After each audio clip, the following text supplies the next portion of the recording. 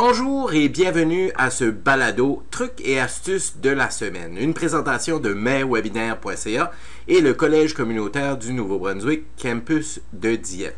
Alors cette semaine, nous allons vous présenter l'utilisation des styles dans Word 2010.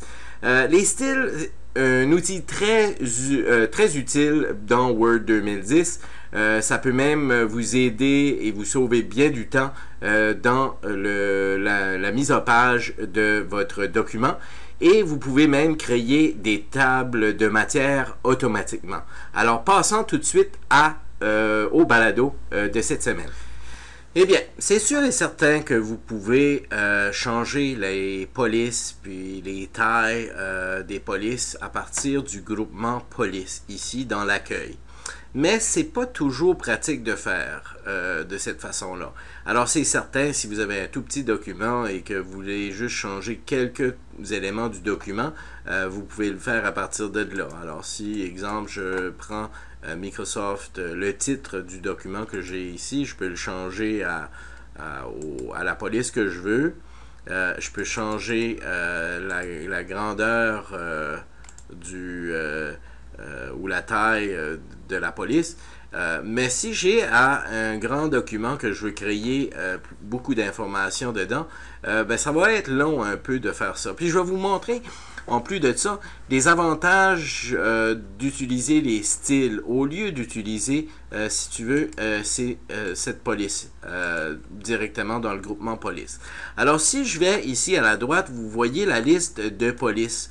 Ça, c'est des polices qui sont automatiques, qui peut être programmé, si tu veux, partout dans le document, et ça va vous permettre de faire des choses bien spéciales que je vais vous montrer dans quelques instants. Alors, la première ligne ici de mon document, c'est le titre de mon document. Donc, je veux utiliser le style titre. Alors, pas titre 1, pas titre 2, titre. Tout simplement, tout court, titre. Alors, je vais à titre et je clique titre et vous voyez déjà, on peut voir les résultats de ça si je clique sur titre. Alors, j'ai titre là. Alors, la seconde ligne ici qui s'appelle contenu de cours, je vais l'appeler titre 1.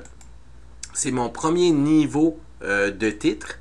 Et ensuite, cette ligne ici va être considérée mon titre 2, qui est le nom du chapitre.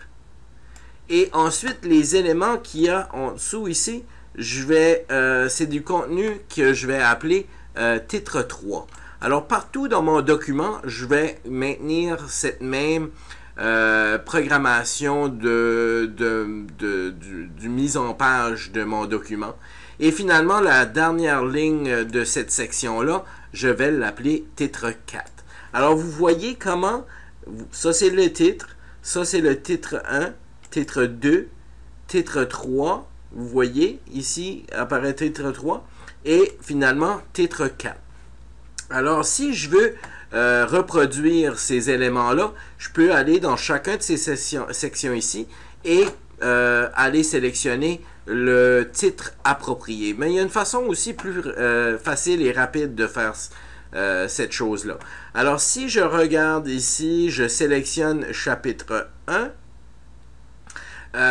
je vais double-cliquer ici sur le petit pinceau qui s'appelle reproduire la mise en forme. Alors, en double-cliquant là-dessus, je peux aller au début de cette prochaine section ici et aller faire un chapitre 2 avec ça. Je vais faire un chapitre 3 avec ça. Je vais faire un chapitre 4. Et je vais faire un chapitre 5 avec celui-là. Ensuite, j'enlève mon petit pinceau en le cliquant de nouveau. Et je vais sélectionner ici le titre 3, qui est les éléments de contenu dans le chapitre 1. Et je vais double-cliquer sur reproduire. Et je vais aller sélectionner l'information ici jusqu'à là. Et je vais faire la même chose ici.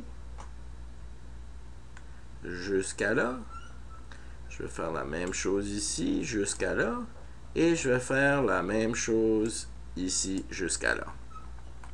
Et là, je vais enlever le petit pinceau encore une fois. Et je vais aller cette fois-ci à mon titre 4 et reproduire ça. Alors, je sélectionne et je clique là. Je clique là. Je clique là. Et je clique là. Alors, vous voyez comment mon document commence à avoir vraiment de la mise en forme. Juste pour le bien de cet exercice ici, je vais changer chaque chapitre. Je vais les placer sur des pages différentes pour voir comment on peut créer une table des matières. Alors, je vais au début du chapitre 2. Je vais cliquer sur Insertion saut de page. Je vais créer un saut de page pour chacun de ces éléments-là, pour voir les différentes pages dans un tableau comme tel. Alors, vous voyez maintenant, j'ai chaque chapitre avec les éléments de contenu de chacun de ces chapitres-là sur différentes pages. Et j'ai fait ça en utilisant les styles. Les styles qui se trouvent dans Office Word 2010. Maintenant, si je veux modifier, faire des modifications à ces styles-là, j'ai tout simplement besoin d'aller avoir l'option ici, modifier les styles et jeu de style. Alors, si je veux quelque chose de plus élégant, formel, vous voyez les différents types de styles que vous pouvez avoir. Alors, papier journal. Alors, vous voyez comment ça modifie les styles de chacun des éléments qu'on a. Alors, à cause que j'ai modifié mes styles à partir de la liste de styles automatiques là, je peux maintenant jouer avec ces styles là pour essayer de créer un document un peu différent. Alors vous voyez,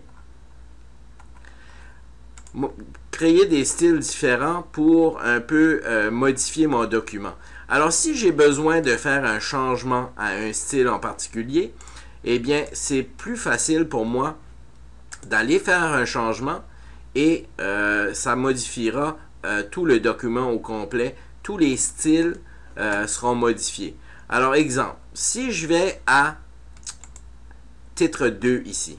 Alors, vous voyez, titre 2 sont toutes pareilles. Alors, mettons que je vais, juste pour vous montrer l'exemple, je vais changer le titre 2 à exemple, je vais utiliser un mauve ici. Alors, si je clique sur titre 2,